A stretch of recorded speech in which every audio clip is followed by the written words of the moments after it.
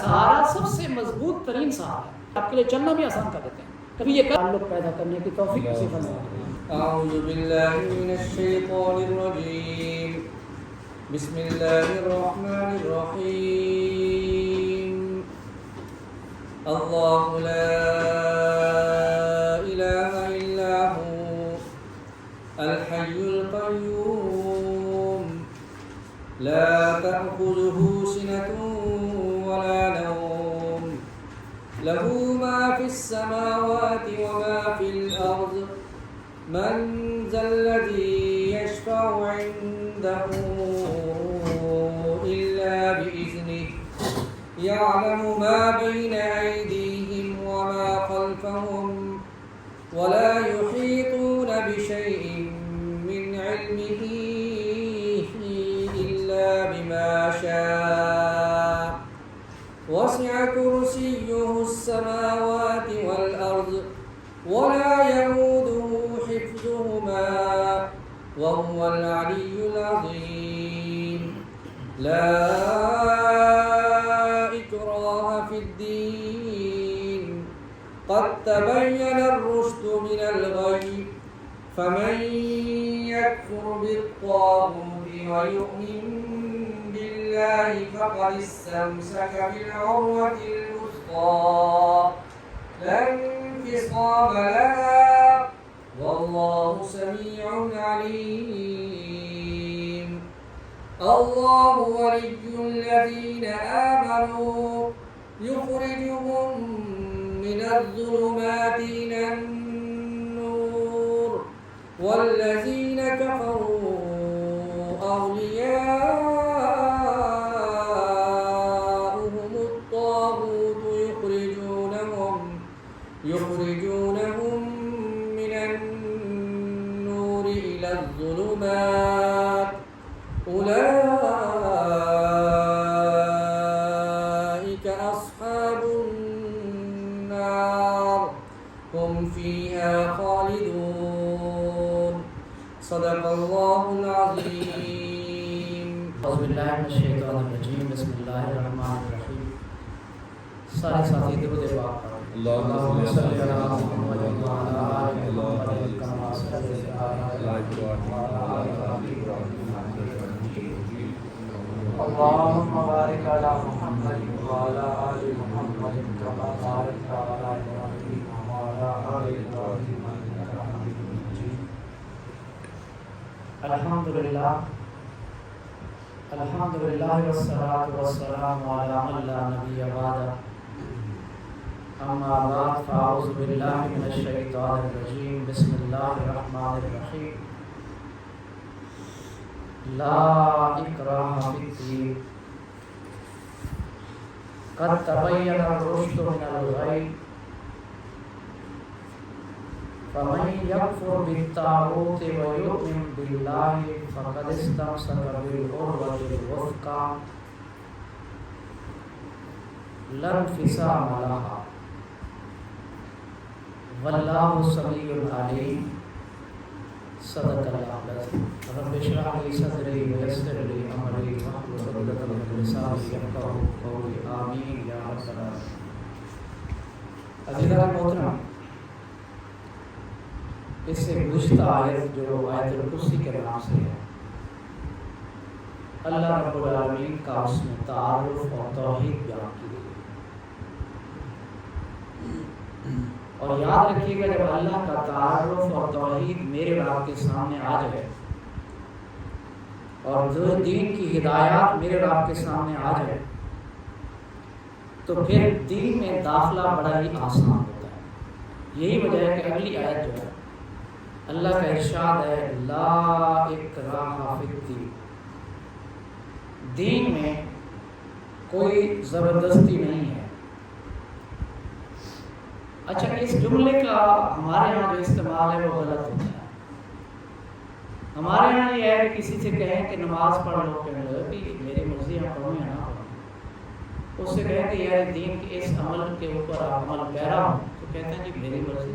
اللہ نے خود قرآن حکیم کے اندر ارشاد فرمایا، لا اکراہ فی الدین، دین کے اندر تو زبردستی ہے نہیں۔ تو آپ کون ہوتے ہیں مجھے اس طرف راغب کرنے والے یا بات بار بار اس طرف بلانے والے. میرے بھائی اور دوستو یہ جملہ جو ہے لا اکراہ فی الدین، اس کا مطلب یہ ہے کہ دین میں اسلام میں داخل ہونے کے لیے کسی کو زبردستی نہیں کی جا سکتی. جب آپ نے اسلام کو اپنی مرضی اور منشا سے قبول کر لیا پھر آپ کے اوپر وہ سارے قوانین، سارے اصول اور سارے ضوابط آپ کے اوپر لائق اور عادو ہو جاتے ہیں. آپ کے اوپر وہ اللہ تعالیٰ تفویض کر دیتے ہیں جو اللہ نے فرض کیا. پھر میں اور آپ اپنی مرضی نہیں کر سکتے، وہ لاگو ہی رہیں گے. اچھا، یہاں تک کہ اسٹیٹ کا یہ بھی کام ہے کہ اللہ تعالیٰ جن کو ریاست دیتا ہے، جن کے ہاتھ میں حکومت دیتا ہے، اللہ نے انہیں خود قرآن حکیم کے اندر حکم دیا ہے کہ وہ پھر نماز کے نظام کو نافذ اور جاری اور ساری کرے.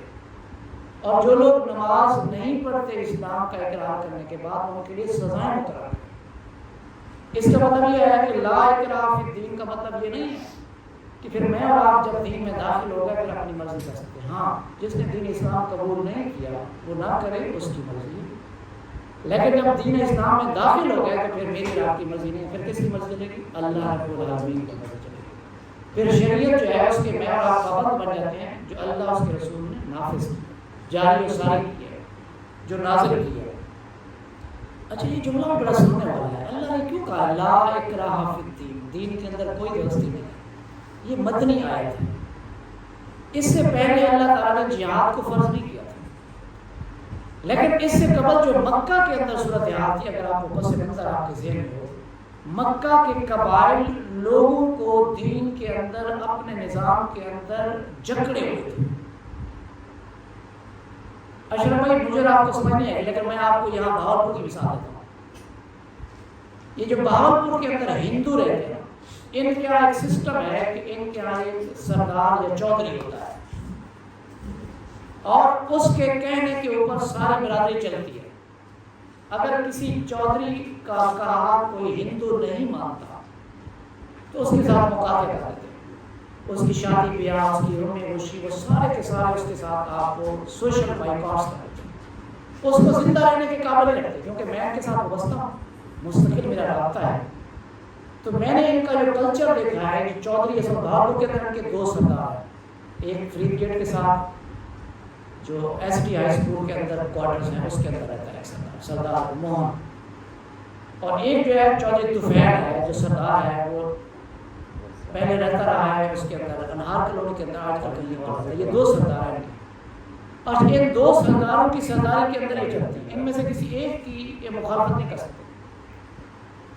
تو اس جکڑ بندی کے اندر لوگ چاہتے تھے کہ ہم دین اسلام کو قبول کریں، لیکن اللہ تعالیٰ نے جب جہاد کو فرض قرار دیا تو اس کے نتیجے کے اندر یعنی یہ جکڑ بندیاں مقصد کیا تھا؟ اس کتاب کے ذریعے سے ان لوگوں کو ان جکڑ بندیوں سے جو زبردستی ان کے بڑے جو ہے ان کو جکڑا ہوا ہے اس کو نکالا ہے. جہاد کا یہ مقصد بالکل نہیں تھا کہ لوگوں کو دین اسلام میں لایا جائے. یہ آج میرے اور آپ کے ذہن کے اندر کنسیپٹ کلیئر ہو جانا چاہیے. یہ ذہن میں رکھ لیں کہ جہاد جس کو کتاب کہا جاتا ہے یہ بالکل کسی صورت بھی اس بات کا اشرف بھائی حکم نہیں دیتا کہ میں اور آپ اس کے ذریعے سے لوگوں کو اسلام میں داخل کریں، جبکہ جہاد کا مقصد تشدد، انتشار اور غلط جو نظام ہے اس کو ختم کرنا، اس کے علاوہ کوئی اور نہیں. یہ یاد رکھیے گا. یہاں اللہ لا اکراہ فی الدین، دین کے اندر کوئی جبر نہیں. یعنی جہاد کے بعد لوگوں کو آپ نے اسلام میں داخل نہیں کرنا، بلکہ جہاد کے بعد لوگوں کو ان کی مرضی کے اوپر چھوڑ دینا ہے کہ وہ اسلام کو قبول کرتے ہیں یا جزیہ دے کے اس کے اندر سسٹم کے اندر رہتے ہیں. آپ نے کسی مذہب کو تبدیل کرنے کا کہیں بھی اسلام کے اندر کنسیپٹ نہیں پایا. جب بھی جہاد کیا صحابہ کرام رضوان اللہ علیہم اجمعین نے، تو انہیں لوگوں کو ان کے دین سے نہیں پھیرا بلکہ ظلم اور جبر کے نظام کو ختم کیا. تو اللہ نے فرمایا لا اکراہ فی الدین، دین کے اندر کوئی زبردستی نہیں ہے. جو چاہے اس کے اندر داخل ہو، جو چاہے اس کے اندر داخل نہ ہو، اس کی مرضی ہے. لیکن یہ یاد رکھیے گا، یہ میں اور آپ قوام ہونے کے بعد میرے اور آپ کے اوپر لازم آتا ہے کہ جو لوگ میرے اور آپ کے ساتھ رہتے ہیں، ہماری فیملی ہے، ہم ان کے قوام ہیں اور ان کے نگہبان ہیں. کلکم راع وکلکم مسئول عن رعیتہ، ہم میں سے ہر ایک کی نگہبانی کے بارے میں پوچھا جائے گا. ہماری اولاد اگر 7 سال کی ہو جائے تو پھر انہیں ہم نماز کے لیے ٹریننگ دے، اور جب وہ 10 سال کے ہو جائے تو پھر حکم دے، پھر زبردستی کرے۔ حالانکہ اس آیت کے بعد یہ لا اکراہ فی الدین، دین میں تو سختی نہیں، مرضی اور پڑھے نہ پڑھے نہیں، لیکن جو میرے اور آپ کے زیر سایہ بچے رہتے ہیں ان کے میرے اور آپ کے اوپر یہ لازم آتا ہے کہ ان بچوں کو جب 10 سال کے ہو جائیں زبردستی انہیں مسجد کا رخ کروائیں، دین اسلام کے عمل پیرا ہو ان کو کروائیں۔ یہ جو دین کے اندر نہ آنے والی بات ہے یہ ان لوگوں کے لیے جو دین سے باہر، قد تبین الرشد، تحقیق ظاہر ہو گئی ہدایت من الغی، گمراہی سے۔ اسلام جو ہے نا جب اس کی روشنی پھیل جائے تو مجھے اور آپ سارے انسانیت کو پتہ چلتا ہے کہ ہدایت کیا ہے اور گمراہی کیا ہے۔ لیکن کیا وجہ ہے کہ انسان ہدایت اور گمراہی کو پا لینے کے باوجود پھر اس راستے میں کیوں چل پڑتا ہے؟ تو اللہ نے فرمایا قد تبین الرشد، تحقیق ظاہر ہو گئی الرشد، وہ ہدایت جو اللہ نے نازل کی ہے، من الغی، اس گمراہی سے جو شیطان کا کام ہے۔ کیا وجہ ہے کہ لوگ اس طرف کیوں اٹریکشن کرتے ہیں، ادھر کیوں اٹریکشن نہیں کرتے، کیوں راہ ہدایت سے فرار اختیار کرتے ہیں اور راہ گمراہی کو اختیار کرتے ہیں؟ میرے بھائی اور دوستو، شیطان نے اس دنیا کے اندر اپنے راستے کو مختلف تعیشات کے ذریعے سے مزین کر دیا، لہذا انسان کی اٹریکشن اس طرف جلدی ہوتی ہے۔ یہ جو راہ ہدایت ہے نا یہ بڑا مشکل ہے، یہ مشکلات کا راستہ ہے، یہ کٹھن راستہ ہے، لہذا انسان اس طرف سے فرار اختیار کرتا ہے۔ تو اللہ رب العالمین نے یہاں ارشاد فرمایا کہ انسانوں کو جو گمراہی کے راستے پہ چل رہے ہیں یہ ان کے سامنے ہدایت واضح ہے، لیکن اس کے باوجود بھی چل رہے ہیں، ان کی اپنی مرضی ہے، اللہ نے کیونکہ ان کو فریڈم دے دی ہے، تو فریڈم کا وہ غلط راستہ اختیار کیے ہوئے ہیں۔ تو اللہ نے لیکن آگے پھر بتا بھی دیا وَمَن یکفر، اور جو آدمی انکار کرے گا بالطاغوت، بتوں کا، طاغوت کا، شیطان کا، وَيُؤْمِنْ بِاللَّهِ، اور اللہ پر ایمان لائے گا، تو اس کے لیے کیا خوشخبری ہے؟ فَقَدِ اسْتَمْسَكَ بِالْعُرْوَةِ الْوُثْقَىٰ، تو اس نے ایک ایسا سہارا پکڑ لے جو بہت ہی مضبوط سہارا ہے۔ ایمان کا سہارا سب سے مضبوط ترین سہارا ہے، ان کا پھر ولی اور دوست کون رہتا ہے؟ اللہ رب العالمین اس کا ولی اور دوست رہتا ہے۔ مجھے بتائیے کہ اس وقت جس کو پتا جائے، جس آدمی کو پتا جائے کہ میرا جو یار ہے، میرا جو دوست ہے وہ وزیر اعظم پاکستان ہے، وہ تو اتراتا ایسے ہے کہ سمجھتا ہے کہ ساری دنیا کا مالک بن گیا، اور جس کو ویسے کوئی عہدہ مل جائے وہ ویسے ہی ہو جاتا ہے۔ تو لیکن جس کا ولی اللہ ہو جائے، جس کا سہارا اللہ ہو جائے، جس کی ساری قوت اور طاقت اللہ رب العالمین بن جائے، اس سے بڑا کون ہو سکتا ہے اس دنیا کا؟ تو اللہ نے فرمایا کہ جو آدمی طاغوت کا، شیطان کا انکار کر دے اور اللہ پر ایمان لے، اللہ واحد کی وحدانیت کا اقرار کر لے، سارے بتوں کو جو جھوٹے خدا ہیں ان کو سے راہ فرار اختیار کر لے، صرف اللہ رب العالمین کا ہو جائے، تو اللہ رب العالمین کی طرف سے اس کے لیے سب سے بڑی خوشخبری ہے فَقَدِ اسْتَمْسَكَ بِالْعُرْوَةِ الْوُثْقَىٰ، کہ پھر اس نے تو سب سے مضبوط ترین سہارے کو پا لیا، پھر اس نے بہت بڑے مضبوط اور سہارے کو اپنا لیا، اور اس کا آسرا اس کو مل گیا۔ میرے بھائی اور دوستو، یہاں تو لوگ چھوٹے سے ایم این اے اور ایم پی کے شہر کے اوپر کیا سے کیا نہیں کرتے، لیکن جس کو اللہ رب العالمین کا سہارا مل جائے، آسرا مل جائے، اس کو مضبوط وہ سہارا اور رسی مل جائے، اس سے بڑھ کے اور کیا ہو سکتا ہے؟ تو ہم میں سے جو آدمی اس طاغوت کا انکار کر کے اللہ کا ہو جاتا ہے، اس کی ایک حدیث بھی ہے، اگر آپ سن رہے ہیں تو اللہ کرے اشرف بھائی بھی میری بات کو یہ سن لیں جو میں حدیث بیان کر رہا ہوں۔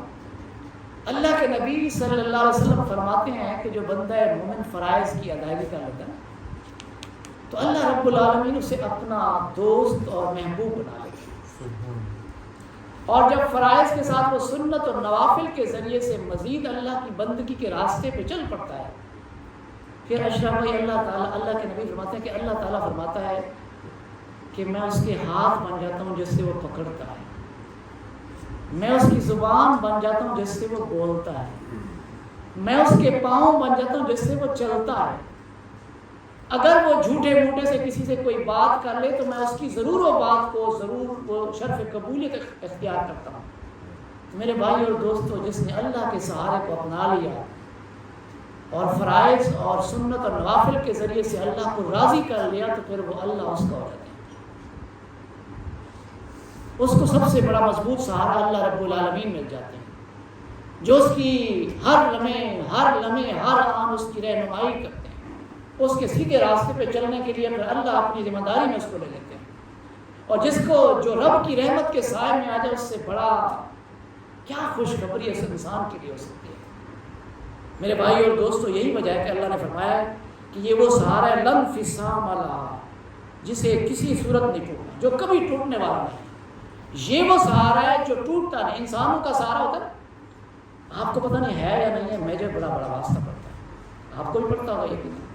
جب کبھی میں اور آپ بے شک کسی ایم پی ایم این اے کے بڑے قریبی دوست ہیں، لیکن جب مجبوری کا وقت ہوتا ہے تو وہ کبھی ایم این اے اسلام آباد بیٹھا ہوتا ہے، کبھی وہ سویا ہوتا ہے، اس کو فون کرو تو وہ فون نہیں اٹھاتا، تو اس کا سہارا جو ہے وہ ایسا سہارا ہوتا ہے جو ٹوٹ جاتا ہے، جس کے بعد بندہ مایوس ہو جاتا ہے۔ لیکن اللہ رب العالمین کا یہ وہ سہارا ہے جو ٹوٹتا نہیں ہے، ہر لمحے ہر آن اللہ رب العالمین، چاہے وہ رات کا کوئی پہرا ہو، نہ تو اللہ رب العالمین لا تأخذہ سنۃ ولا نوم، نہ تو اسے اونگ آتی ہے اور نہ وہ نیند آتی ہے۔ لہٰذا اللہ رب العالمین کا یہ وہ سہارا ہے جس کو مجھے اور آپ کو قرآن مجید کی اس آیت الکرسی کے اندر اس کا تعارف کرا کے بتایا گیا کہ یہ وہ سہارا ہے جس کو مجھے اور آپ کو حکیم بھائی عبدالحکیم بھائی اپنانے کی ضرورت ہے۔ یہ وہ سہارا ہے جس کو مل جائے وہ سب سے بڑا خوش قسمت انسان کہلاتا ہے۔ اور میں نے اور آپ نے بارہا، اس میں سب سے بڑی بات یہ ہے کہ اللہ مجھے اور آپ کو کیسے مل سکتا ہے، یہ سہارا مجھے اور آپ کو کیسے نصیب ہو سکتا ہے۔ میں نے اور آپ نے بارہا وہ حدیث سنی، آقا کریم صلی اللہ علیہ وسلم کے سامنے سے ایک آدمی گزرا، انصاری صحابی تھے، آپ نے فرمایا جس نے جنتی کو دیکھنا ہو دیکھ لو۔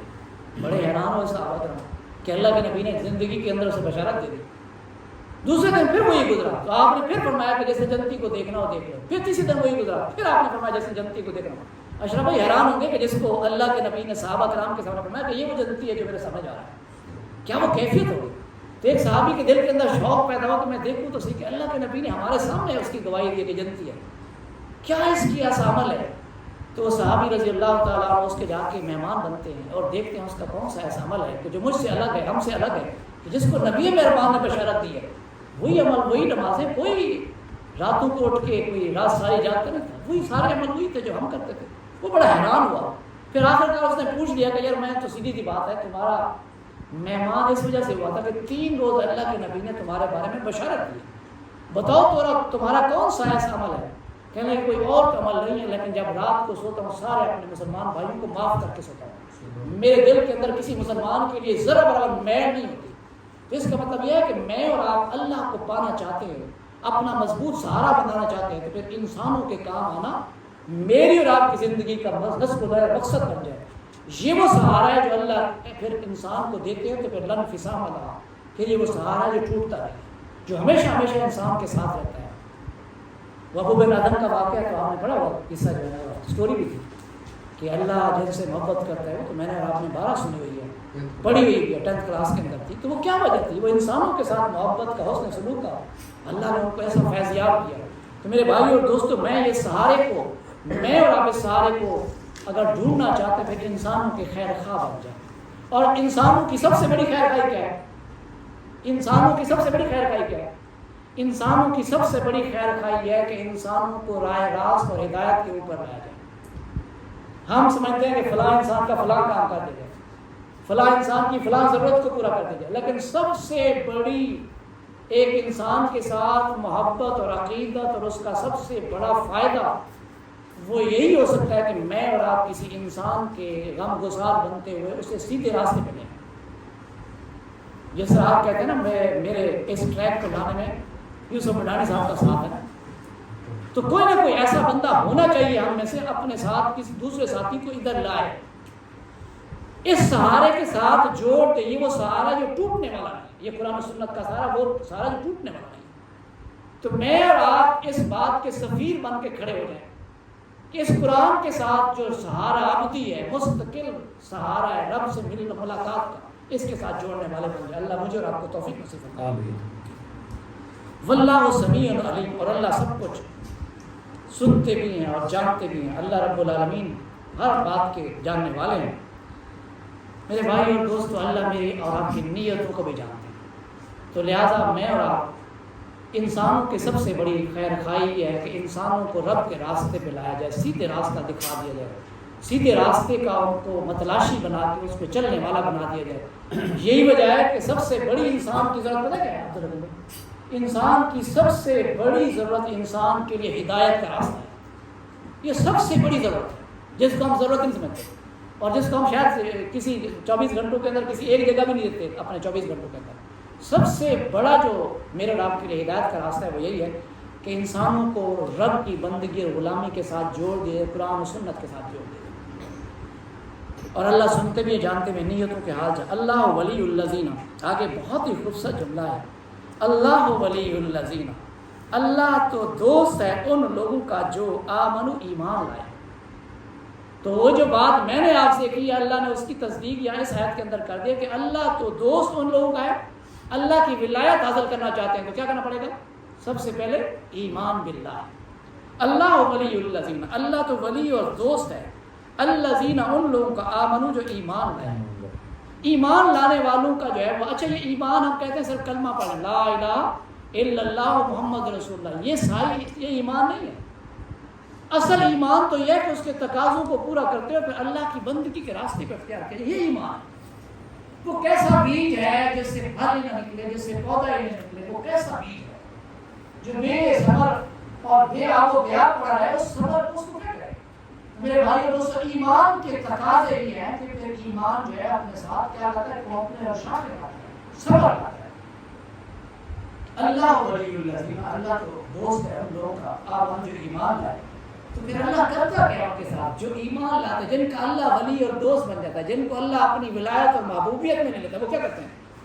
اللہ ان کے لیے یہ کرتا ہے یخرجہم من الظلمات، اللہ انہیں پھر نکالتا ہے اندھیروں سے علم نور کس کی طرف؟ روشنی کی طرف۔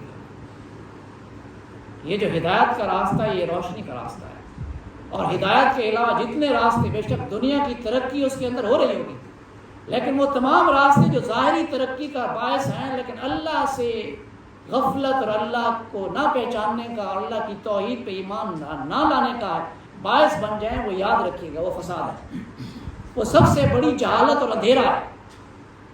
اللہ کی توحید اور نبی مہربان صلی اللہ علیہ وسلم سے شناسائی یہ سب سے بڑی روشنی اور سب سے بڑا نور ہے، اور مجھے اور آپ کے اس نور کو جاننے اور پہچاننے اور اس کے لیے مانگنے کی اللہ مجھے اور آپ کو توفیق نصیب فرمائے۔ ہر وقت یہ مانگنے کی ضرورت ہے، اللہ اہدنا الصراط المستقیم، اے اللہ میں سیدھا راستہ دکھا۔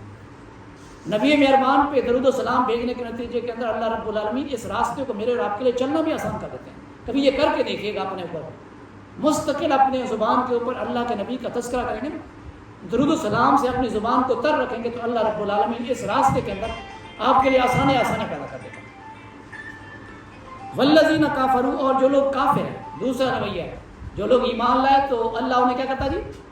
اندھیروں سے روشنی کی طرف لے جاتا ہے، لیکن والذین کافروا، جو کافر ہیں، ایمان کے علاوہ دوسرا راستہ اختیار کرتے ہیں، اولیاءہم الطاغوت، ان کے دوست کون ہیں جی؟ شیطان اور باغی ہیں۔ اور جب کبھی میں اور آپ شیطان کے دوست اور باغی کو اپنا دوست بنا لیں تو پھر سوچیں کہ اللہ کے نور اور روشنی اور ہدایت سے میں اور آپ دور ہو گئے اور اس سے محروم ہو گئے۔ یہی وجہ ہے کہ آج کل مسلمان جو ہیں جب انہوں نے طاغوت کو اپنا دوست اور بہترین دوست بنا لیا پھر اللہ نے اس کو ہدایت کے راستے سے ہٹا دیا۔ پتہ نہیں آپ کے ذہن میں ہے یا نہیں ہے، آپ کے علم میں ہے یا نہیں ہے۔ میں نے پہلے بھی یہ حدیث بیان کی تھی کہ آقا کریم فرماتے ہیں کہ انسان کی گدی، جس کو کتی کہتے ہیں، سرائک میں جس کو کتی کہتے ہیں، پنجابی میں توڑ کہتے ہیں، جو بھی کہتے ہیں، تو انسان کی گدی کے اوپر اللہ رب العالمین شیطان جو ہے صبح کا 3 گرہ لگاتا ہے۔ پہلی گرہ یہ اٹھنے دیتا، اگر اٹھ جائے تو کہتا بھی تو بڑی دیر ہے۔ اچھا، ساری رات کی جو نیند ہے اس کا مزہ ایک طرح ہے، لیکن اذان کے بعد جو نیند مزیدار آتی ہے اس کا مزہ ہی کچھ اور ہے۔ اللہ کے نبی فرماتے ہیں کہ وہ یہ گرہ کھلوا لے تو دوسری گرہ یہ ہوتی ہے کہ ابھی تو بڑی دیر ہے، ابھی تو وضو نہ کرنے پائے۔ تو اللہ کے نبی فرماتے ہیں کہ وہ جلدی بیدار ہو گیا، اس کی ایک گرہ کھول گئی، پھر اس نے وضو کر لیا، دوسری گرہ کھل گئی، پھر وہ تیسری گرہ یہ ہے کہ وہ شیطان کہتا ہے کہ مسجد میں نماز ہو چکی، گھر میں نماز پڑھ لے۔ اللہ کا نبی فرماتا ہے جلدی بیدار ہو گیا، مسجد میں چلا گیا اور جا کے فجر کی نماز باجماعت ادا کر لی، وہ اللہ رحمان کے سائے میں شیطان کے سائے سے اور طاغوت کے سائے سے محفوظ ہو جاتا ہے۔ آج میری اور آپ، میں نے اور آپ نے کس کو بنایا اپنا دوست؟ اولیاء الطاغوت، ہم نے دوست بنایا طاغوت کو۔ نتیجہ کیا نکلے گا؟ روشنی سے دور ہو چکے ہیں، اندھیرا ہمارا مقدر بن چکا ہے۔ میں اور آپ اگر روشنی اپنے لیے مقدر کرنا چاہتے ہیں تو کیا کرنا پڑے گا جی؟ اللہ کی ہدایات کے مطابق چلنا پڑے گا، اور اپنے لیے بالخصوص فجر کی نماز، یہ جو بچے بیٹھے ہیں نا سن رہے ہیں نا، فجر کی نماز جماعت کے ساتھ ادا کریں، ٹھیک ہے نا جی؟ آپ تو بہت پیارے بچے ہیں، پڑھتے ہیں نماز، چلیں اچھی بات ہے۔ فجر کی نماز جو ہے وہ جماعت کے ساتھ اللہ مجھے اور آپ کو پڑھنے کی توفیق نصیب فرمائے۔ تو اللہ فرماتے ہیں کہ جو لوگ اپنے آپ کو، جو والذین کفروا، جو لوگ کافر ہوئے، اولیاء الطاغوت، تو باغی اور شیطان ان کے دوست ہوتے ہیں، اور پھر ان کا حشر کیا کرتے ہیں؟ یخرجون، انہیں نکالتے ہیں، من النور، کس سے؟ روشنی اور ہدایت سے نکال کے کہاں لے جاتے ہیں؟ الی الظلمات، اندھیروں اور گمراہی کے راستے پہ لے جاتے ہیں۔ میرے بھائی اور دوستو، گمراہی اور اندھیروں کا راستہ، یہ وہ راستہ ہے جو جہنم کی طرف جاتا ہے، اور یہ وہ راستہ ہے جس کے نتیجے کے اندر ابدالآباد جہنم ملے گی۔ اور روشنی کا راستہ اور ہدایت کا راستہ، یہ وہ راستہ ہے جس کے نتیجے کے اندر اللہ رب العالمین کی ابدی راحتیں مجھے اور آپ کو میسر ہوں۔ تو مجھے اور آپ کو کس راستے کو اپنانا ہے، یہ میرے اور آپ کے اختیار کے اندر اللہ نے مجھے اور آپ کو دے دیا ہے۔ یہ انڈیپینڈنس ہے، مجھے اور آپ کو اللہ نے فریڈم دے دی ہے کہ آپ کی مرضی ہے کون سا راستہ اختیار کرتے ہیں۔ ویسے انسان، اللہ کے نبی کا یہ فرمان بھی میں نے اور آپ نے سنا ہوگا کہ اللہ کے نبی فرماتے ہیں کچھ لوگوں کی نا بیٹری کا یہ عالم ہوگا قیامت کو، کچھ لوگوں کو قیامت کا منظر ہوگا، جنت کی طرف میں نے اور آپ نے جانا ہوگا، بیٹری کا عالم یہ ہوگا، کچھ لوگوں کی بیٹری اتنی ڈاؤن ہو گئی، ایمان کی بیٹری اتنی ڈاؤن ہو گئی، نور کی روشنی ان کو اتنی میسر ہوگی کہ صرف ان کے پاؤں انہیں نظر آئیں گے، ہوں گے مسلمان، ایمان والے ہوں گے، لیکن ان کو صرف اپنے پاؤں نظر آئیں گے۔ اب وہ جانا چاہ رہے ہیں کس کی طرف؟ جنت کی طرف، ان کے لیے راستہ ڈھونڈنا ذرا مشکل ہو رہا ہوتا ہے۔ لیکن ایک ایمان والا جس کی بیٹری چارج ہوتی ہے ایمان کے ساتھ، عمل کے ساتھ، اللہ رب العالمین اس کے لیے پھر سینکڑوں، یعنی دوسرے سینکڑوں میل جو ہے اللہ رب العالمین مسافت کے لیے اس کو ایسی بیٹری دیتے ہیں جس کی نور اور روشنی کے نتیجے کے اندر وہ تیزی کے ساتھ اور آسانی کے ساتھ وہ سفر طے کرتے ہیں۔ میں اور آپ چاہتے ہیں کہ جنت کا سفر، اشرف بھائی، میں اور آپ چاہتے ہیں کہ جنت کا سفر میں اور آپ تیزی کے ساتھ، اور وہ جو دن ہوں گے وہ یہ والے دن نہیں ہوں گے جو میں اور آپ کو، مجھے اور آپ کو دنیا کے اندر میسر ہوں گے، وہ ہزاروں سال کا ایک دن ہوگا جس کے اندر میں نے اور آپ نے جنت کا راستہ طے کرنا ہوگا۔ وہ جو قیامت کا منظر ہے وہ بہت بڑا منظر ہے میرے بھائی اور دوستو، اس کو میں نے اور آپ نے اپنی بیٹری کو اگر چارج کرنا ہے تو ایمان کی بیٹری کہاں سے چارج ہوگی؟ اس قرآن سے چارج ہوگی، اس قرآن کے نور سے میری اور آپ کی ایمان کی بیٹری چارج ہوتی ہے، اور یہی وہ روشنی ہوگی جو مجھے اور آپ کو کل قیامت کے روز میسر ہوگی۔ اور میں اور آپ چاہتے ہیں کہ اس قیامت کے روز اندھیرے کے اندر ٹامک ٹوئیاں کھانے کی بجائے وہیں ذلیل اور رسوا ہو کے مر کھپ جائیں اور جہنم کی ایندھن کا، آگ کا ایندھن بن جائے، تو میں اور آپ اپنے ایمان کی بیٹری کو کس سے چارج کریں؟ اس قرآن کے نور اور اللہ کے نبی کی سنت سے اپنے آپ کو منور کریں، ورنہ دوسرا راستہ تو پھر طاغوت اور اس راستے کو، جس راستے کے اوپر جا کے انسان پھر شیطان کا شکار ہو کے رائے حق کو بھلا کے آخرت کے اندر اپنے لیے ابدالآباد جہنم کا باعث بن جاتا ہے۔ میرے بھائی اور دوستو، ویسے میں آپ کو ایک جملہ کہہ رہا ہوں، یہ ایسا جملہ ہے جو مجھے اور آپ کو یاد کرنا ہے۔ کچھ لوگ کہتے ہیں کہ آخر کار تو جنت میں جانا ہی ہے، انہا ساعت مستقر و مقام، یہ جہنم کا ٹھکانہ چاہے وہ عارضی ہو چاہے وہ مستقل ہو، یہ سب سے بدترین ٹھکانہ ہوگا انسان کے لیے۔ تو اس وجہ سے اس ٹھکانے سے میں نے اور آپ نے پناہ مانگنی ہے کہ جنت کے راہی بن جائیں۔ ایک لمحے کے لیے بھی، اشرف بھائی ویسے تو آپ کو یاد ہوگا ایک وزیر اعظم کو 1 منٹ یا 2 منٹ کی سزا ہوئی تھی، وہ نہر پر آپ آیا، آپ کو یاد ہوگا نا، یوسف رضا گیلانی کو 1 لمحے کی وہی عدالت کے اندر کھڑے کھڑے سزا ہو گئی تھی۔ لیکن یہ سب سے برا، وہ تو سزا کیا ہوئی تھی، صرف کھڑا کیا گیا تھا، لیکن جس کو جہنم کی آگ کے اندر ڈال دیا جائے گا، وہ چاہے بے شک عارضی طور پہ ڈالا جائے، تو کیا خیال ہے کہ انسانوں سے اس سے بدتر ٹھکانہ کون سا ہو سکتا ہے؟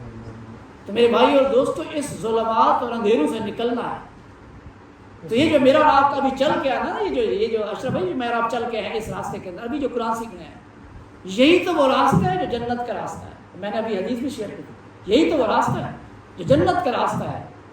اور یہ کیا کوئی آسان راستہ ہے جس کو میں نے اور آپ نے اپنی مرضی سے اپنایا ہے؟ اس راستے پہ چلنے کے لیے مجھے اور آپ کو قرآن سے ہدایت اور روشنی لینی پڑے گی، اور یہ میں اور آپ اللہ کا شکر ادا کریں کہ مجھے اور آپ کو اللہ نے توفیق دیا، ورنہ میں اور آپ سوئے ہوتے، گھر کے اندر ہوتے نا، لیکن میں اور آپ یہاں بیٹھے ہیں تو کس کی توفیق سے؟ خالص اللہ کی توفیق سے بیٹھے ہیں۔ تو اللہ فرما رہے ہیں کہ جو لوگ طاغوت کا اپنے آپ کو دوست بنا لیتے ہیں تو انہیں طاغوت والے پھر نور سے گمراہی اور اندھیروں کی طرف لے جاتے ہیں. اولئک اصحاب النار، یہی وہ لوگ ہیں جو جہنمی ہیں، یہی وہ لوگ ہیں جو جہنمی ہیں. آگے اللہ نے جملہ بھی کہہ دیا ہم فیہا خالدون، ہمیشہ ہمیشہ اس کے اندر رہیں گے. تو میرے بھائی اور دوستو یہی وجہ ہے کہ اللہ رب العالمین نے عباد الرحمن کی جو خصوصیت میں سے خصوصیت بتائی ہے کہ وہ والذین یقولون ربنا اصرف عنا عذاب جہنم. میں اور آپ ایسے مانگتے بھی ہیں نا اس رمضان کے اندر، تو کیا مانگتے ہیں کہ اللہ فلاں چیز دے دے، جبکہ مانگنا کیا چاہیے، اے اللہ جہنم کی آگ سے بچا دے. یہ وہ مانگنا ہے جو مجھے اور آپ کو راتوں کو اٹھ کے رو کے مانگنا ہے، کیونکہ اللہ نے خود عباد الرحمن کی نشانی یہ بتائی ہے کہ یہ وہ لوگ ہیں جن کی دعاؤں کا محور اور مرکز جہنم کی آگ سے نجات ہے اور جنت کا راستہ ہے. لیکن میں نے اور آپ نے کیا یہ راستہ اپنایا ہوا ہے؟ کیا میں اور آپ ہر وقت یہ دعا کرتے ہیں کہ اللہ جہنم کی آگ سے بچا دے، اور جہنم کی آگ سے بچنے کے لیے وہ راستے اختیار کرتے ہیں جس کو اللہ کے نبی نے اختیار کرنے کا حکم دیا ہے، اور ان راستوں سے بچنے کی مجھے اور آپ کو اللہ توفیق بھی دے دے اور مانگنی بھی چاہیے. کیا میں اور آپ اس راستوں سے بچے ہوئے ہیں جس سے جہنم جنت کا راستہ آسان ہو جائے؟ یہ آیت ہے الم ترى، کیا نہیں دیکھا آپ نے. اچھا اس آیت کے اندر جو اگلی آیت آئی ہے نا، سیدنا ابراہیم علیہ السلام کا واقعہ یہ ہے. 3 واقعات آئیں گے ابھی. سیدنا ابراہیم علیہ السلام کے دور کے اندر آپ کو پتہ ہے کہ بادشاہ کون تھا کسی دور میں؟ سیدنا ابراہیم علیہ السلام کے دور کے اندر بادشاہ کون تھا اس علاقے کا؟ کوئی یاد ہو؟ جس کے مچھر بھی چلا گیا تھا، چلے میں اشارہ دے دوں، نمرود تھا. تو یہ واقعہ جو ہے اسی کی طرف اس آیت کے اندر اللہ رب العالمین نے اشارہ کیا. الم ترى، کیا نہیں دیکھا آپ نے، الی الذی، اس کی طرف، حاج ابراہیم نے، جس نے جھگڑا کیا سیدنا ابراہیم سے. سیدنا ابراہیم سے کس نے جھگڑا کیا تھا؟ نمرود نے کیا تھا. فی رب، رب کے بارے میں، اس کے رب کے بارے میں جھگڑا کیا تھا. ان عطا اللہ الملک، اس لیے کہ دی تھی اس کو اللہ نے ایک بادشاہت دی تھی. ویسے جس کو بادشاہت مل جائے وہ ہوتا اپنے آپ کو سمجھتا ہے کہ سب کچھ کا مالک بھی میں ہوں اور لوگ میری بندگی کے راستے کو اختیار کریں. ویسے ہمارے بہت سارے مذہبی رہنما بھی ایسے ہوتے ہیں جو ناراض ہو جاتے ہیں اگر ان کے گوڈوں کو ہاتھ رکھ کے نہ ملا جائے. بہت سارے مذہبی رہنما، میں جملہ بڑا سخت کہہ گیا ہوں، پتہ نہیں اللہ کرے آپ کو ہضم بھی ہو جائے، کیونکہ یہ ہضم کرنا مشکل بھی ہوتا ہے. ان کو بڑا ناگوار گزرتا ہے کہ اگر کوئی ان سے ملے اور اس کے گوڈوں کو ہاتھ نہ رکھے، وہ کہتا ہے بڑا گستاخ اور بے ادب ہے. میرے بھائی اور دوستو، یہ انسان کے اندر شیطان جو ہے بہت ساری گمراہیوں کے راستے کھولتا ہے، اور یہی وہ گمراہ پن ہے جو انسان کے دل کے اندر پیدا. اللہ کے نبی کی حدیث ہے، آقا کریم فرماتے ہیں اس نے اپنے لیے جہنم مول لے لی جس کی یہ خواہش ہو کہ لوگ اس کے لیے کھڑے ہو کے اس کو سلام کریں. تو میرے بھائی اور دوستو، جب میں اور آپ چاہتے ہیں کہ انسان میرے اور آپ کے عزت و احترام کے اندر کھڑے ہو جائے تو اللہ کے نبی کی تو حدیث ہے، تو پھر کیوں وہ جو مذہبی رنگ کے اندر رنگے ہوئے لوگ ہیں ان کی یہ خواہش ہو کہ ان کے گوڈوں کو کوئی ہاتھ رکھے اور آگے بڑھ کے ان کے پیروں کو چھوئے، تو پھر وہ کیسا ہدایت دینے والا، رشد دینے والا انسان ہے کہ جو خود گمراہی کے اندر ڈوبا ہوا ہے. تو میرے بھائی اور دوستو، یہی وجہ تھی کہ اللہ نے اس کو مملکت تو دے دی تھی. وہ جو نمرود تھا وہ بادشاہ کس کی طرف سے تھا؟ وہ اس کی اپنی ملکیت. اللہ رب العالمین بادشاہ دینے والا ہے، جس کو چاہتا ہے وہ بادشاہ دیتا ہے، جس کو چاہتا ہے وہ چھین لیتا ہے، اس کی مرضی ہے. تو اللہ رب العالمین نے اس کو مملکت دی، بادشاہت دی. وہ چاہتا تھا کہ لوگ، وہ سورج کی پرستش کرنے والا تھا اور وہ کہتا تھا کہ میں ہی بادشاہ ہوں. اشرف بھائی، اس کو یہ زوم تھا کہ لوگ میرے پیچھے لگے رہے، میرے ساتھ ہی لگے، میرے علاوہ کوئی بھی نہیں. تو اس نے سیدنا ابراہیم نے جب دعوت دی کہ اس کی توحید کی دعوت دی. ویسے یہ جملہ اگر کسی کے سامنے کہا بھی جائے کہ یہ توحید جو ہے یہ وہ ہمیں تقاضے سکھاتی ہے تو لوگ مشکل میں پڑ جاتے ہیں. پھر وہ مذہبی رہنما ہوں چاہے وہ جس طرح کے بھی لوگ مشکل میں پڑ جاتے ہیں. لیکن توحید سکھاتی یہ ہے کہ کس کے غلام ہیں؟ میں اور رب العالمین کے غلام ہیں. غلامی اور بندگی کا راستہ صرف ایک ہی ہے، وہ اللہ رب العالمین کا. تو سیدنا ابراہیم نے بھی یہی کیا تھا. سیدنا ابراہیم نے اس کے سامنے دعوت پیش کی کہ تو خدا نہیں ہے اور تو بھی عبادت کے لائق نہیں. عبادت کے لائق تو وہ ایک ہستی جس نے پورے کائنات کو بنایا ہوا. اور اسی بارے کے اندر جب سیدنا ابراہیم اور ان کا مکالمہ چل رہا تھا تو اللہ نے وہی مکالمہ یہاں پیش کیا. الم ترى، کیا نہیں دیکھا آپ نے، الی الذی، اس کی طرف جس نے حاج ابراہیم، میرے ابراہیم سے جھگڑا کیا، فی رب، اس کے رب کے بارے میں. یعنی کیونکہ اس نے تو اپنے آپ کو رب کہا ہوا، اس وجہ سے فی رب، اس سے مراد کس کا رب ہے؟ جناب سیدنا ابراہیم کے رب کے بارے میں جھگڑا کیا. کس نے؟ نمرود نے. کس بات پہ؟ ان عطا اللہ الملک، کیونکہ اللہ نے اس کو بادشاہ دی. ویسے جس کو اللہ نعمتوں سے نوازتا ہے نا اس کی گردن کے اندر سریا ویسے خود بخود آ جاتا ہے. وہ سمجھتا ہے کہ سب کچھ کا مالک بھی میں ہوں. حالانکہ یہ سب کچھ دیا ہوا کس کا ہوتا ہے؟ اسی رب کا ہوتا ہے۔ اس قال ابراہیم، جب ابراہیم علیہ السلام نے کہا ربی، میرا رب تو وہ ہے الذی یحیی و یمیت، جو جلاتا بھی ہے اور جو مارتا بھی ہے، جو زندگی بھی دیتا ہے اور موت بھی دیتا ہے، میرا رب تو وہ ہے۔ تو اس نے جس کو اپنے اوپر زوم تھا بادشاہت کا، حکمرانی کا، اور اپنے آپ کو لوگوں کے سامنے سر بسجود ہونے کا، کالا، اس نے کہا انا اوہی، میں بھی زندہ کر سکتا ہوں، وہ امید، اور میں بھی مار سکتا ہوں۔ تو سید ابراہیم علیہ السلام نے کیسے خوبصورت انداز کے اندر اس کا ناطقہ بند کر دیا، اس کو چپ کر لگوا دی۔ یہ وہ طرز عمل ہے جو مجھے اور آپ کو اختیار کرنے کا۔ جب میں اور آپ توحید کی دعوت دیں گے تو لوگ آپ کے سامنے مختلف طریقے سے دلائل دیں گے، تو اس دلیل کا ذریعہ کیا ہونا چاہیے؟ میں اور آپ تشدد کے راستے کو اپنانے کی بجائے دلیل کا راستہ اپنائیں۔ ہم کیا کرتے ہیں؟ ویسے فیس بک پہ لڑ رہے تو گالیاں دینا شروع کرتے ہیں، دلیل نہیں دیتے، پھر گالی دینا شروع کرتے ہیں۔ حالانکہ کسی چیز کا جواب کس طرح دلیل سنا چاہیے۔ میں نے تو دیکھا ہے، آپ پتہ نہیں سوشل میڈیا استعمال کرتے ہیں، میں کرتا ہوں، آپ نے اگر کوئی جو میرے سب فرینڈز ہیں نا، تو لوگ گالیاں دینے کو اترتے ہیں، حالانکہ بہترین طریقہ دلیل کا راستہ ہے جس کے ذریعے سے لوگوں کو قائل کرنے کا اللہ نے حکم دیا۔ کالا، سید ابراہیم نے کہا، اس نے کالا سید ابراہیم نے کہا فإن اللہ یاتی، بے شک اللہ لاتا ہے بالشمس، سے سورج کو، من المشرق، مشرق سے، فاتی بہا، اگر تمہارے پاس قوت ہے، تم اپنے آپ کو رب کہتے ہو، فاتی بہا، تو لے آؤ اس کو، من المغرب، مغرب سے۔ یہ وہ دلیل تھی جس کے سامنے فبہت الذی کفر، پس حیران رہ گیا وہ جس نے کفر کا راستہ اختیار کیا۔ یہ وہ راستہ ہے جس کو اختیار کرنے والا اللہ اس کے پھر عقل کو بھی چھین لیتا ہے، پھر اللہ اس کو دلیل کو بھی چھین لیتا ہے۔ واللہ لا یہدی، بے شک اللہ نہیں ہدایتا القوم الظالمین، ان قوموں کو جو ظلم کا راستہ اختیار کرنے والے ہیں، ایسی لوگوں کو جو ظلم کے راستے کو۔ اچھا، یہ ظلم ہے کہ کیا؟ ان الشرک لظلم عظیم، توحید کے مقابلے میں جو بھی راستہ اختیار کیا جائے وہ ظلم، سب سے بڑا ظلم جو ہے، ان الشرک لظلم عظیم، اللہ نے شرک اور توحید کے علاوہ جو راستہ اس کو کہا۔ لیکن آپ سارے بیٹھے ہیں، آپ کو تو اطمینان قلب ہوگا، مجھے بھی ویسے اطمینان قلب ایسا ہی ہوتا ہے کہ میرے اور آپ کے ذہن کے اندر ہم تو بڑے توحید پرست ہیں، ہم تو لا الہ الا اللہ کہتے ہیں۔ لیکن یاد رکھیے گا، میں اور آپ اپنے اعمال کا جائزہ لیں تو ہم سب سے بڑے شرک کا راستہ اپنائے ہوئے ہیں۔ ہم نے، قرآن کہتا ہے ارباب من دون اللہ، اللہ کے سوا بہت سارے میں نے اور آپ نے رب بنائے ہیں۔ کسی نے اپنی بیوی کو رب بنا رکھا ہے، کسی نے اپنی بیوی کو بھی اپنا رب بنا رکھا ہے۔ ایک طرف رب کا حکم ہوتا ہے، ایک طرف بیوی کی فرمائش ہوتی ہے۔ اگر میں نے اپنے رب کے حکم کو پسے پر پشت ڈال دیا اور بیوی کی بات کو مان لیا تو میں نے کس کو رب بنایا؟ رب تو وہ ہوتا ہے جس کا کہا مانا جائے۔ وہ کون سا رب ہے جس کا کہا بھی نہ مانا جائے؟ رب تو وہ جس کا کہنا ماننا ہے۔ تو جب میں نے اپنی بیوی کا کہنا مان لیا اور اپنے رب کی بات کو پسے پشت ڈال دیا تو میں نے کس کو اشرف رب بنا لیا؟ اپنی بیوی کو اپنا رب بنا لیا۔ اور کہیں میری برادری میرا رب بن جاتی ہے، برادری آ جاتی ہے، کیا کریں گے؟ برادری میں ناک تو رکھنی ہے، ایک طرف رب کا حکم ہے، ایک طرف ناک کا مسئلہ ہے۔ تو ہم کیا کرتے ہیں کہ رب کے حکم کو پسے پشت ڈال دیتے ہیں اور ناک کو آگے لے آتے ہیں، اور نتیجہ کیا نکلا؟ ہم نے کس کو پھر رب بنا لیا؟ اپنی برادری کو اپنا رب بنا لیا۔ تو یہی بڑا ظلم ہے جو اللہ نے یہاں پہ کہا ہے کہ بے شک اللہ جو ہے وہ نہیں ہدایت ایسے لوگوں کو جو ظلم کا راستہ اختیار کرتے ہیں۔ میں اور آپ چاہتے ہیں کہ ہم ہدایت کے راستے پہ چلیں، تو ایسی روش کو اپنائیں کہ جو اللہ کا جب حکم آ جائے تو پھر کس کو ماننا ہے؟ ہمیں دو راستے ہمارے پاس ہوتے ہیں، پھر ہر صورت میں نے اور آپ نے رب کو ماننا ہے اور اس کے حکم کو ماننا ہے، تو پھر میں اور آپ توحید ماننے والے ہیں، ورنہ خالی زبانی کلامی لا الہ الا اللہ کہنے سے کوئی توحید پرست نہیں ہو سکتا۔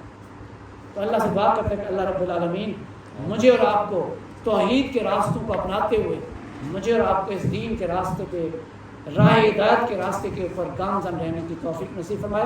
وآخر دعوانا ان الحمدللہ رب العالمین وعلی آل محمد کما صلیت علی ابراہیم وعلی آل ابراہیم انک حمید مجید۔ اللہم بارک علی محمد وعلی آل محمد کما بارکت علی ابراہیم وعلی آل ابراہیم انک حمید مجید۔ ربنا آتنا فی الدنیا حسنۃ وفی الآخرۃ حسنۃ وقنا عذاب النار وادخلنا الجنۃ مع الابرار یا عزیز یا غفار۔ اے مولا کریم تو رحمان ہے، بندوں سے بڑی محبت کرتا ہے، اے اللہ ہم نے قرآن کے راستے کو اپنے دل و جان سے اپنایا، اے اللہ اس پہ عمل کرنا ہم کی توفیق نصیب فرما۔ اے اللہ اس قرآن کے ساتھ جو ہم نے رشتہ جوڑنے کی کوشش کر رہے ہیں، اے اللہ خالص میں یہ توفیق تیری توفیق سے ہے۔ اے اللہ ہم اس پہ تیرا شکر ادا کرتے ہیں، اے اللہ ہمیں ہمیشہ اپنا شکر ادا کرنے کی توفیق نصیب فرما۔ اللہ وفقنا لما تحب و ترضى۔ اے مولا کریم ہمیں ایسی توفیق اور ایسی چیزوں سے محبت عطا کرنے کی توفیق عطا فرما جیسے تو محبوب رکھتا ہے۔ اے مولا کریم تو رحمان ہے، بندوں سے بڑی محبت کرتا ہے۔ اے اللہ یہ ماہ رمضان کا مہینہ گزر رہا ہے، یہ قرآن کا مہینہ ہے۔ اے اللہ اس رمضان کے مہینے کے اندر قرآن کے ساتھ پورا تعلق پیدا کرنے کی توفیق نصیب فرما۔ اے اللہ اس کی روشنی سے ہمارے دلوں کو منور فرما۔ اے اللہ اس کی روشنی سے ہمارے گھروں کو منور فرما۔ اے اللہ اس کی روشنی کے اندر قیامت کا سفر ہمیں جنت کے راستہ طے کرنے کی توفیق نصیب فرما۔ اے اللہ اس ہدایت کے راستے پہ ہم سب کو گامزن فرما۔ اے اللہ ہمیں اس ہدایت کے راستے، اس نور کے راستے کو دوسروں کو دکھانے کی بھی توفیق نصیب فرما۔ اس راستے کے لیے لوگوں کو دعوت اللہ دینے کی ہمیں توفیق نصیب فرما۔ اے اللہ تیرے نبی کا فرمان ہے بلغوا انی ولو آیا، ایک آیت بھی آگے پہنچاؤ۔ اے اللہ ہمیں یہ ساری جو نیک راہیں ہیں اس کو ابلاغ کرنے کی بھی توفیق نصیب فرما۔ اے مولا کریم اس پہ لوگوں کے لیے دلوں کو کھول دے۔ اے اللہ یہ قرآن کی کلاس ہم نے اپنائی ہے، اے اللہ اس کے اندر زیادہ زیادہ لوگوں کو ہمیں شریک کرنے کے لیے دعوت دینے کی بھی توفیق نصیب فرما۔ اے مولا ہم بعض اوقات گونگے بن جاتے ہیں، لوگوں کو نہیں بتاتے۔ اے اللہ اس راستے پہ ہمیں تو نے چلا دیا ہے تو اس راستے کا داعی بنا دے، اے اللہ دعوت دینے والا بنا دے۔ اے مولا کریم ہمارے گھروں کو اس نور سے منور فرما۔ اے مولا کریم اس راستے کے اندر چلتے ہوئے جو مشکلات آتی ہیں، اے اللہ مشکلات کو دور فرما دے، ہر رکاوٹوں کو دور فرما دے، شیطان کے شر سے محفوظ فرما دے۔ اے اللہ سب سے بڑا دشمن شیطان ہے اس راہ ہدایت کے اوپر چلنے کے لیے۔ اے اللہ اس شیطان کے شر سے ہمیں پناہ عطا فرما، اپنی ہدایت کے راستے پہ چلنے کے لیے آسانی عطا فرما۔ ربنا تقبل منا انک انت السمیع العلیم وتب علینا انک انت التواب الرحیم وصلی اللہ تعالی علی خیر خلقہ محمد و آلہ و صحبہ اجمعین آمین۔